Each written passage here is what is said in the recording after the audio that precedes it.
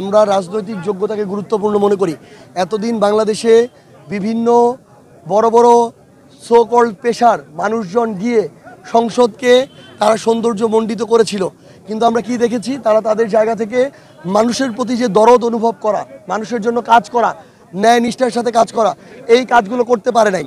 তো এখন 300 জনের মধ্যে 10 জন যদি এমন মানুষ যায় যে কেউ কৃষক, কেউ রিক্সা চালক, কেউ শ্রমিক, এই 10টা মানুষ গিয়ে ওই সংসদ নাই হয়ে যাবে না।